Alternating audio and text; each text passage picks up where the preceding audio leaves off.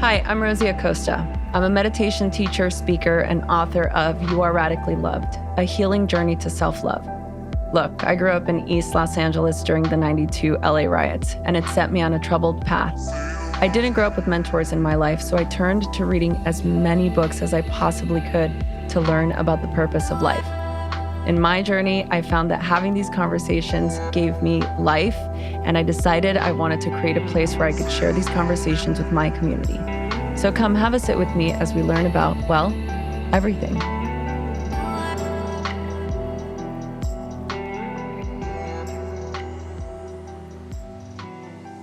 Hello, everybody. Welcome back to the Radically Loved podcast. We are joined by a very special guest. You know, Gabby, I should have updated you in the beginning, but you were probably one of the biggest interviews we did when we first started the podcast. And I'm just like, oh my God, Gabby's literally the real deal, showing up for these tiny little podcasts. And now we've got millions of downloads and we've got this huge community. So thank you so much for being one of the first believers in the Radically Loved podcast. Thank you for having me as one of your first guests. How cool is that? That's amazing. I recently read your latest book, Happy Days. And I have to say, so I'll start a little bit by giving some context to reading this book. I always felt very afraid of reading books that talked about trauma because I always had that fear of oh God, I'm scared. I don't want to go into a place where I've done so much work trying to get out of that. I don't want to go back to certain memories and think about certain things.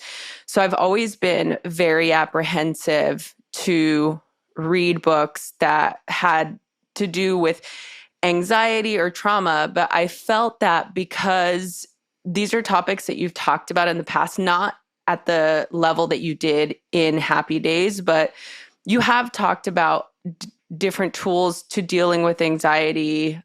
Even in Judgment Detox, I remember there was many tools with learning how to deal with that inner voice and May Cause Miracles. I know that for me, that was hugely transformational as well. So I say that because when I started the book, I was a little bit feeling your anxiety. I'm like, okay, she's really going for it. The minute I started, I was like, okay. And by the way, I listened and I had the actual book. So I read I love when people do that. That's awesome. Good. Isn't it such a good integrating this book process? In particular. Yeah. Yes. For this book in particular. Yeah. So I have to say that I felt so held as you took me through this process. The best way I could describe it, I was just talking to one of my friends about it because I was telling her that I was going to talk to you. I'm like, it felt like I was on the sand and I see these big waves, but it's like I start to walk towards the shore and the water is just gently touching my toes. So that was my experience. Can you leave that review on Amazon? Well, no, especially, right? It's gorgeous. It's so, first of all, with the moment that you just said that you felt held is really moving to me because my intention for this book is to help the reader know they're not alone. And then to help them know that I'm holding their hand, guiding them on the path to profound freedom and inner peace from trauma. And so I want the reader to feel held. And you said that. Thank you. Oh, good. Yeah, no, I definitely felt that.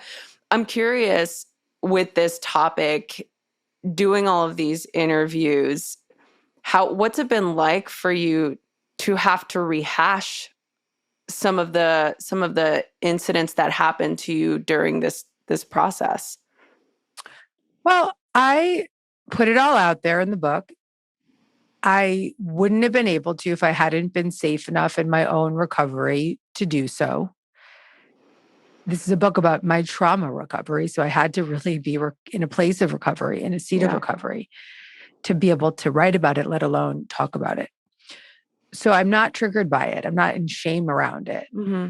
There's definitely remnants of shame when you speak about sexual abuse, different than, it was always much easier for me to be like, I'm a cocaine addict, a recovering cocaine addict, right? Yeah. Than to be like, I was sexually abused. Much different. But well, everybody has their own stigmas and shame. But the whole book is about giving voice and speaking the unspeakable. So I wasn't going to be able to do that unless I was safe enough to do it. So that safety and that groundedness and all the work that I did, that I write about in the book to get to this place, holds me up right now in the conversation.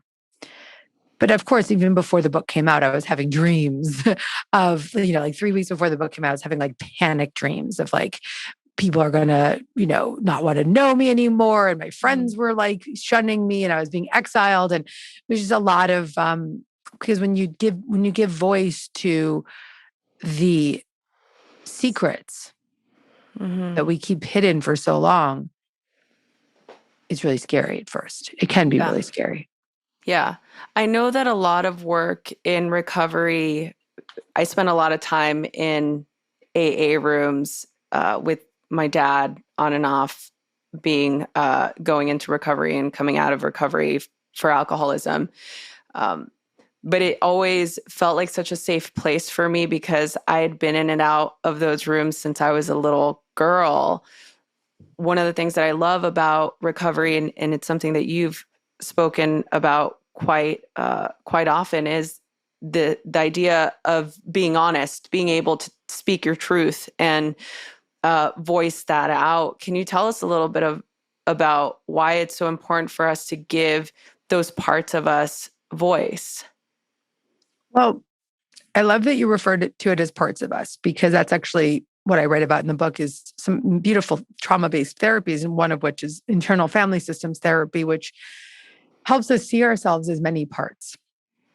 And so there's parts that want to hide, and there's parts that want to push down any of those impermissible feelings.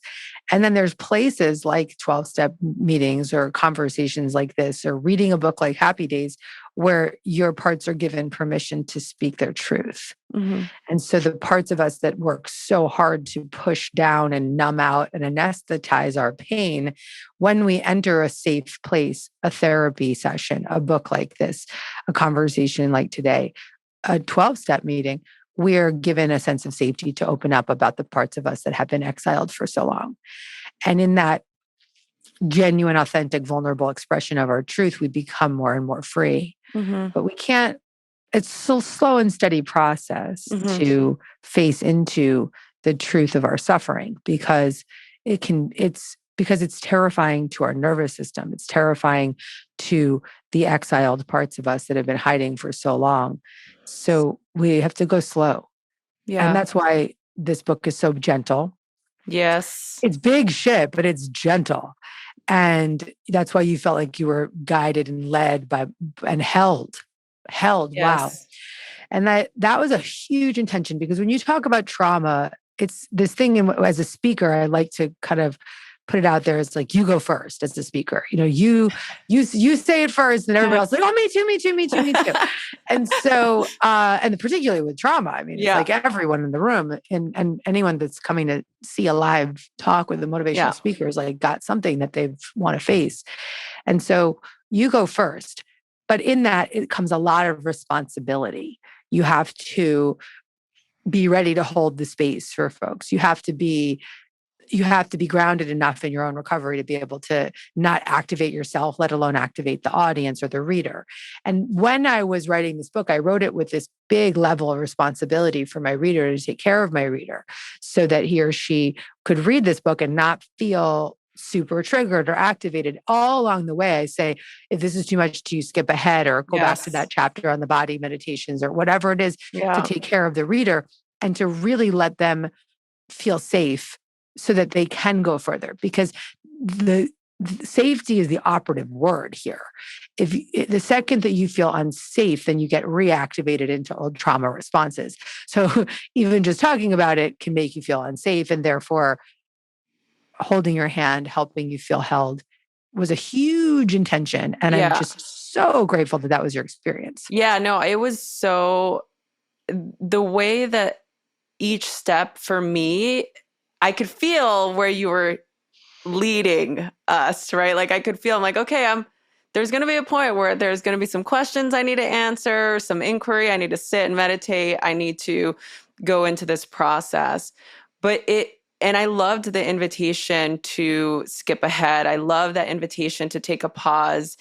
And I will say and I kept giving myself the permission. It's like, okay, she told me I could Right. skip ahead. I don't need to Right. do this practice. I don't need to do the tapping right now. I can do it later, but I felt so comfortable and I felt so open and so it really just felt very gentle. It didn't feel aggressive where I've read other books on anxiety specifically where it's like, okay, list all of your trauma. And I'm just like, okay, wait, what? We just started. We're literally in the first chapter. I'm like, can I get a little bit of lube before we go there? Like, Totally. can I get Totally. just a little bit of context? So that was definitely not my experience. And I really do love how even in your process, you're talking about how you needed to give yourself the space to deal with the trauma that was coming up, with the anxiety that was coming up for you. And I think that's the key component that is the most helpful, is like having the permission to, in that instance when you're giving the talk and you start to just talk about it in this very public forum, and then you talk about getting in the car with your husband and you have this experience. I'm like, oh my goodness, like that, you felt so, this is your zone of genius, right? You are a speaker. This is your medium of communication and of connection. So this is where you felt the surge of share. And of course, the people that related to it were like, yes, like you were saying, me too, me too. Like, yes, thank you for saying it. Thank you for saying it. And there is that process of, okay, now you saw me, but maybe my process is not, I have to go stand on a stage now and go talk about it, right? Maybe my Mhm. process is, I need the permission to really sit with this experience and write about it and really meditate on it and really um, go back and reread something or do I mean, I loved all of the practices in the book. The tapping specifically, I've done it before, especially having the trauma PTSD background of living through drive-by shootings, seeing somebody get shot and stabbed and just like all of the things. But I will say, in the way that it was written in this book, Gabby, it was so uh, attainable and it felt so sustainable, where I've gone back and just listened to the practices. Anytime I've felt like I have an anxiety about returning this email, I'm like, okay, just relax Mhm. and go, do this thing. So Mhm. I know I was Mhm. asking a question and then I kind of deviated, but Beautiful. I feel like, what would be your advice to people out there that, with all the access we have now, people bringing up these topics of anxiety, PTSD, providing ways of going through it? That was actually the other thing that I felt like a lot of the times techniques are designed to placate an emotion. And this felt very much like holding my hand. Let's walk through this together. It's okay. We're going to get there. And it's a process. And I did not feel rushed, if that makes sense. Yeah, I mean, all the methods that are the do them now methods in the book are designed to help the reader self-regulate Yeah. and self-soothe and see themselves and create a sense of inner safety and security. Because in order for the reader to even touch into slightly some of the truths that might be hidden, or to read a chapter about shame, or to contemplate going into a deeper therapeutic practice, they need to have the wherewithal to really touch into this sense of inner safety. Yes. And so that was the emphasis in the self-help spiritual practical methods inside this book. Was, okay, here's a bunch of tools that you can use for creating safety in your system. And then that allows you to have a safer sense of safety within so that you could go deeper. And that was very thoughtful in when I constructed this book. You probably know that the human body is mostly water. What you probably don't know is that everything else in your body is 50% amino acids. These building blocks of life are essential for health and fitness. No matter how you like to move or whatever you like to do to stay fit, amino acids are essential. This is why Kion Aminos is my favorite fundamental supplement for fitness. I drink them every day for energy. I drink them before my run, sometimes after my run for recovery. Kion Aminos is backed by over 20 years of clinical research. It has the highest quality ingredients, no fillers or junk, and it undergoes rigorous quality testing, which is really important when you're trying to build a supplement that works. It tastes really delicious and it has all natural flavors. So if you want to naturally boost your energy, build lean muscle, or enhance athletic recovery, you need to get Kion Aminos. And right now, all of our Radically Loved listeners can save 20% on monthly deliveries and 10% off on a one-time purchase. Just go to getkion.com/radically loved. That's GETKION.com/radically loved. So you too can get your fundamental supplement for fitness, Kion Aminos. The VIP award for this book launch season has to go to Factor. Factor makes it easy for me to eat clean 24/7 with fresh, never frozen, prepared meals that are so delicious you wouldn't believe they're actually good for you. And not only did I enjoy them so much myself, but Tori is obsessed. So now we have to get 2 separate deliveries because I'm definitely not sharing mine. Factor has saved me so much time by delivering chef-crafted meals to my doorstep, eliminating the hassle of grocery shopping and meal prep, not to mention the cleanup so there's no dishes. So Tori and I don't actually have to argue about whose dish turn it is. Each Factor meal arrives pre-prepared and they're ready to eat in 2 minutes. That's even faster than ordering in. And with more than 29 meal options each week, I'm never bored. They know all my preferences already. They offer vegan and veggie meals, which is what we get. They have keto, they have low-calorie options, cold-pressed juices, smoothies. They even have plant-based bars that'll keep you energized throughout the day. So you can try Factor today. Head over to go.factor75.com/loved120 and use the code loved120 to get $120 off. That's code loved120 at go.factor75.com/loved120 to get $120 off your purchase. With Factor, it's so easy to eat well and stay nourished and focused throughout the day. Founded in 2009 by top scientists from acclaimed universities in the fields of aging, genetics, and biology, Insight Tracker is a truly personalized nutrition and performance system. And it's been the only system that I've used to help improve my metabolism. You'll get a daily action plan with personalized guidance on the right exercise, nutrition, and supplementation for your body. You can also add Inner Age 2.0 to any plan for a definitive calculation of your true biological age to see how you're aging from the inside out. And for a limited time, for all of our Radically Loved listeners, you can get 20% off of the entire Insight Tracker store. Just go to insighttracker.com/loved. That's insighttracker.com/loved to get 20% off the entire Insight Tracker store. insighttracker.com/loved. Was there anything that you wish you would have added more of or put things in, or something that you could have taken out? No, it's complete. It's total. There was a chapter that was taken out. I took an entire chapter out. And I think I might read it on my podcast and like reveal it, you know? Yeah. Okay. And one of my team members was like, don't take this out. It's one of the best chapters in the book. And the reason it was taken out is there's a lot of negative stories in the book. There's a lot of heaviness. And it was almost like we were starting to turn the corner into the light.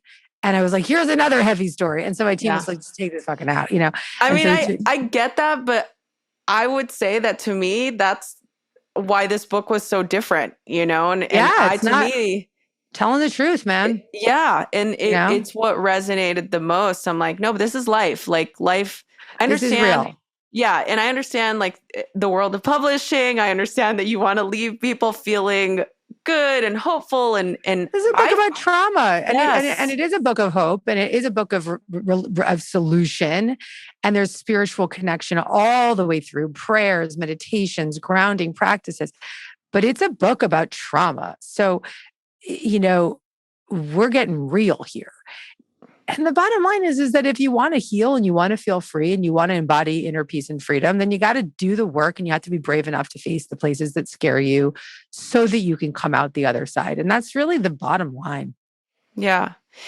Are things that scared you now the same as things that scared you 10 years ago? No. No. How are they different? A lot less scared now.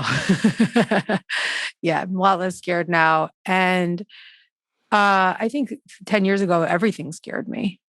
I was very unsafe in my presence, in my body, in my world, because I didn't know what I was running from. I didn't know why I was so agitated and have the tools, except for the spiritual foundation and the spiritual practices. And I felt like I was constantly going into my spiritual practice to really find that safety. So now I feel safe in my system.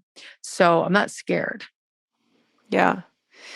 Do you think that for people who have had these memories, and I know that, and I can't remember what the study was, but I did read something about how, trauma can come up at different ages, at different times, but it does seem like there is an uptick of trauma that comes up during, our 30s, 40s, and even Life-changing 50s. Moments. Yes. Yeah.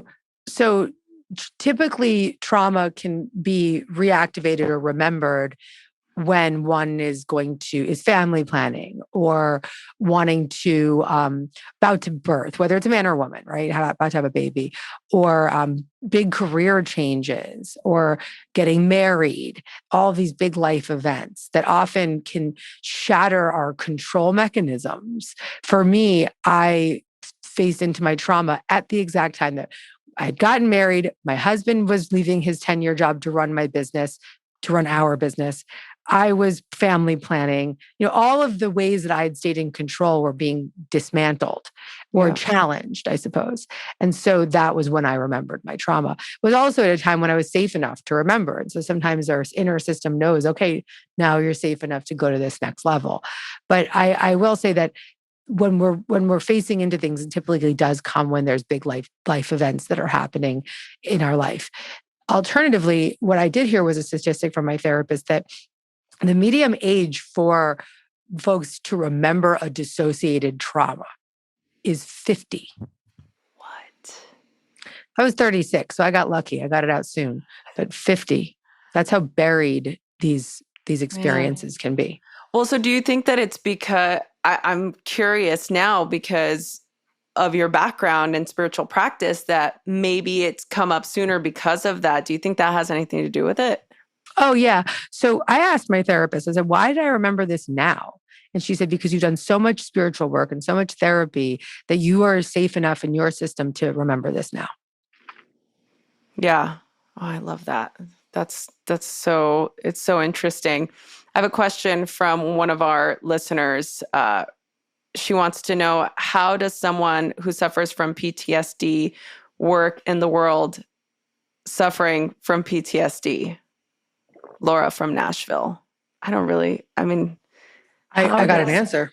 Okay, let's hear it. So, Laura, I would love to send her a copy of Happy Days if you can get her address. I want to send a copy to her if she can write in to you and give you her address, because this is it's literally like the answer often is just read the book. Like it sounds like an annoying, screwed up answer, but it's true. It's like, here's my handbook for you.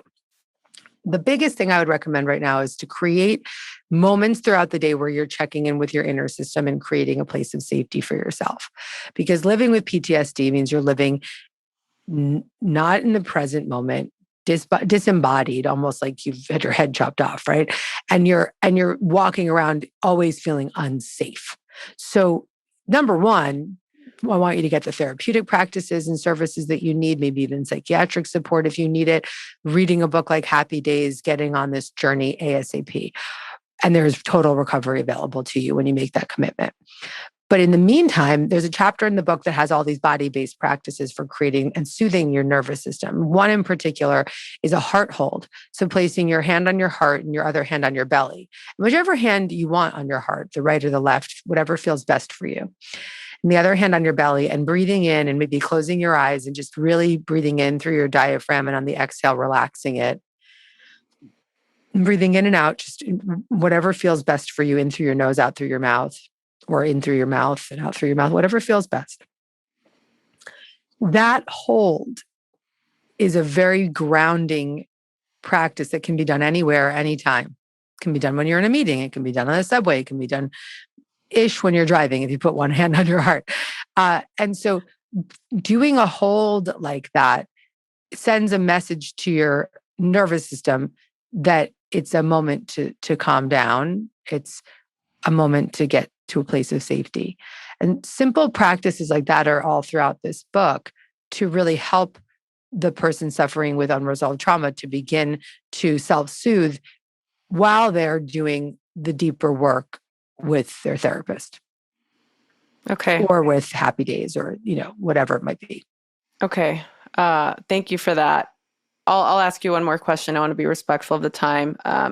This is from Maria in Rancho Cucamonga. I'm like, is this my cousin? It might be. I don't know. I recently started a TikTok account where I discuss techniques to live with people who have PTSD, and I'm getting a lot of haters in the comments. What would you recommend I do to deal with that? I often think that well, first of all, the internet's just filled with haters. So, forgive what and are you delete. going to do? It's just like Forgive and delete. But I would help her look at what's being activated for her. So if the haters are activating you, it's typically a reflection of your own, I hate to use this word, but uncertainty around what it is that you're sharing. And what you're sharing is absolutely important and necessary. TikTok is a place to talk about trauma, actually, surprisingly. When my social media manager called me and she's like, trauma is trending on TikTok. I was like, guess this is the time for this book to be out in the world. So, but it is. I mean, trauma is trending on TikTok. Yeah. So it's very valuable information that she's sharing. I would recommend that whatever she shares from a place of confidence. If there's something that she's questioning or she doesn't feel grounded in yet, don't share it. Even if you know it's still not really grounded for you, don't share it, because the universe will reflect back your likeness. So if you're getting resistance, it's only a reflection of your own inner resistance. And then a good percentage of it is just assholes on the internet. But if it's bothering you, I'm like, that was my answer. Like, but yes, thank you. This is on the internet. But if you, but the truth is that if you face into what's being activated about this for you, that means there's a little bit more to look at. Mm-hmm. Okay. I love what you just said about being grounded in the information first, because I feel that whenever I've seen or experienced people come after other people, friends of mine, I found that was always the case. It's like, why are you letting this bother you so much? Like, who cares? You're sharing your purpose. Like, people are always going to have an opinion. Like, you don't like everyone. Why would you think everyone's going to like you? Like, you know what I'm saying? It's not for those people, but I feel like there's more to our own desire for wanting to be liked, right? We want to be liked. We want people to support us and be on board with what we're doing. And that's just not always going to be the case. I specifically think for this topic, because there's so many different variants of trauma, and I feel that they all need to be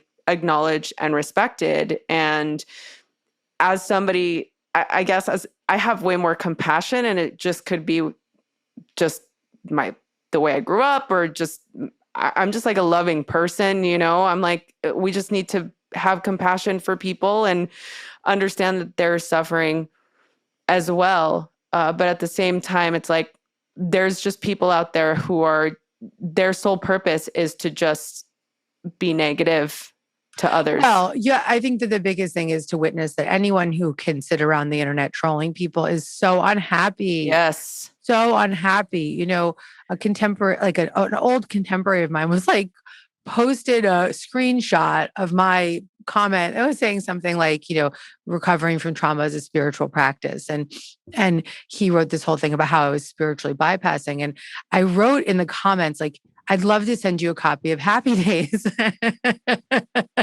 he's like, I'm already reading it. And then I deleted it because, you know, it's like, I had to look at him and be like, bless you, you know, God bless you. You're obviously like super suffering to like call me out for after writing this like fucking amazing book on the real life human experience of recovery, and then to be coming out and like judging it with, you know, and it's like, God bless you, man.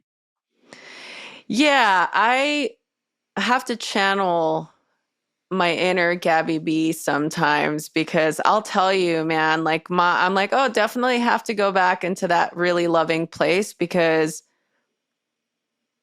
I could get ratchet sometimes, you know what I mean? Like, it's just part of my nature. Yeah. And that's a part you have. That's a protector part, baby. You know, you were a young woman that was arrested and had faced into a lot of fear, and you're going to have a major protector up that's like, you fuck with me, you fuck with death row, you know, like, that's real. That's real. I have it too. She's just more or less extreme than she used to be. Yeah.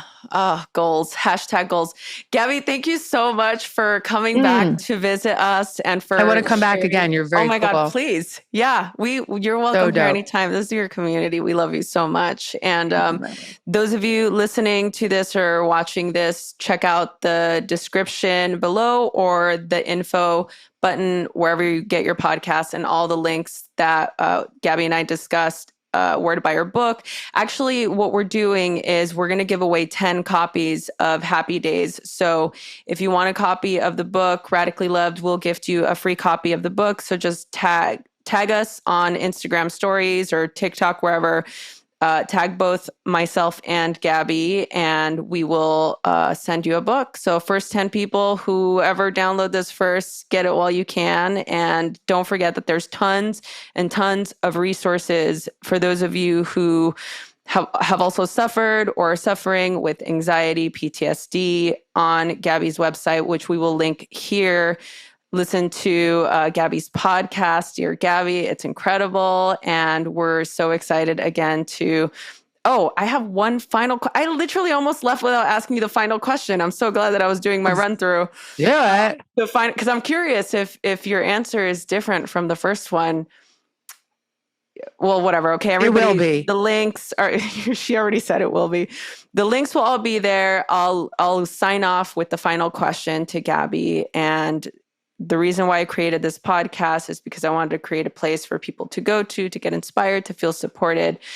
And we all have the divine right to feel and be radically loved by God, source, whatever higher power of your understanding. The universe works for us and not against us. So Gabby, the question to you is, how do you feel radically loved? I feel radically loved through my connection to the self energy of love within me.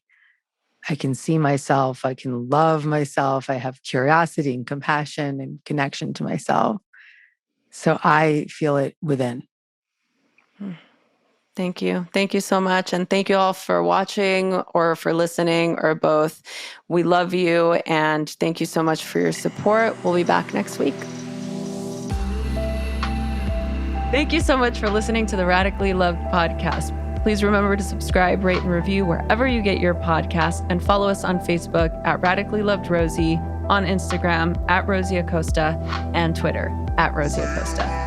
By the way, this is original music by DJ Taz Rashid. You can follow DJ Taz on Spotify and check out the best music for yoga and meditation. This has been a Mod Pod Studio production. Check them out at www.modpodstudio.com.